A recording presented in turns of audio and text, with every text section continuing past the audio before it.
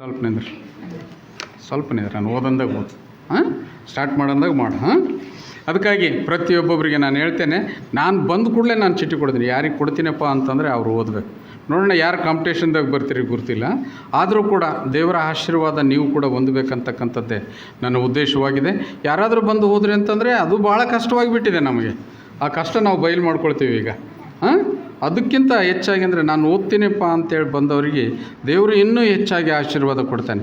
ಅದ್ರ ಮೊದಲೇ ನಾನು ಹೆಸರು ಹೇಳಿದ ಮೇಲೆ ಬೇಡ, ಅದಕ್ಕಿಂತ ಮೊದಲು ಯಾರಾದರೂ ಹೆಸರು ಕೊಡ್ತಿದ್ರೆ, ಅದಕ್ಕಿಂತ ಮೊದಲು ಯಾರಾದರೂ ಶನಿವಾರ ದಿವಸನೇ ಕೇಳ್ತೀನಿ ಅಂದರೆ, ಯಾಕಂದರೆ ಇವತ್ತು ನಾನು ಮಾತನಾಡ್ತಕ್ಕಂಥದ್ದು ಶನಿವಾರನೇ ರೆಡಿಯಾಗಿರ್ತದೆ. ನೀವು ಶನಿವಾರ ಸಾಯಂಕಾಲ ಮಾತಾಡಿ ಒಂದು ವೇಳೆ ಫೋನ್ ಮಾಡಿದ್ರಿ ಅಂದರೆ ಆಗಿಂದಾಗೆ ನಾನು ಹೇಳ್ತೀನಿ. ಯಾಕಂದರೆ ಈ ಬೈಬಲ್ ಒಂದೇ ಸಲ ಓದಿದಾಗ ಅರ್ಥ ಆಗೋದಿಲ್ಲ. ಒಂದು ಸಲ ಅಥವಾ 2 ಸಲ ಓದ್ರಿ, ಅದನ್ನು ಅರ್ಥೈಸಿಕೊಂಡು ಓದ್ರಿ. ಆವಾಗ ಏನಾಗ್ತದೆ ಅಂದರೆ ನೀವು ಅರ್ಥೈಸಿಕೊಂಡದಲ್ಲದೆ ಸಭೆಗೂ ಕೂಡ ಅದು ಅರ್ಥವಾಗ್ತದೆ, ಇಲ್ಲಿ ಸಾರ್ಥಕ ಆಗ್ತದೆ. ಏನೋ ಬಂದು ಪಟ ಓದುವಾಗ ಏನಾಗಿಬಿಡ್ತದೆ ಅಂದರೆ ಒಂದೇ ಸ್ಟಾರ್ಟಿಂಗ್ ಫಸ್ಟ್ ಟೈಮಿಗೆ ಓದೋದು ಸ್ವಲ್ಪ ಕಷ್ಟ.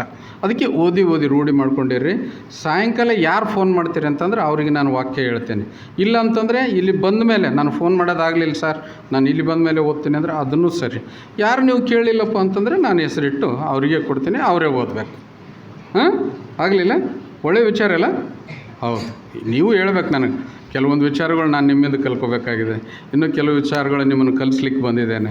ಈ ಸಂದರ್ಭದಲ್ಲಿ 1ನೇ ಕೊರಿಂಥ 1ನೇ ಅಧ್ಯಾಯ 4ರಿಂದ 9 ವಚನಗಳು ನಮ್ಮ ಇಮ್ಯಾನುವೇಲ್ ಓದ್ತಾನೆ. ನೋಡೋಣ ಎಷ್ಟು ಸ್ಪಷ್ಟವಾಗಿ ಓದ್ತಾನೆ. ಅವೆಲ್ಲದಕ್ಕೂ ಕ್ಷಮಾಪಣೆ ಇರ್ತದೆ. ಯಾಕಂದರೆ ಈಗ ಹೇಳಿನ ಎತ್ತಗ ಈಗ ಹೇಳೀನಿ. ಇನ್ನು ಮುಂದೆ ಯಾರ್ಯಾರು ಈಗ ಹೇಳಿದ್ರಿಲ್ಲ, ಯಾರು ತಪ್ಪು ಓದ್ತಾರಂತಂದ್ರೆ ದೇವರು ಏನು ಕ್ಷಮಾಪಣೆ ಮಾಡ್ತಾನೋ ಬಿಡ್ತಾನೋ ಗೊತ್ತಿಲ್ಲ. ನೋಡೋಣ.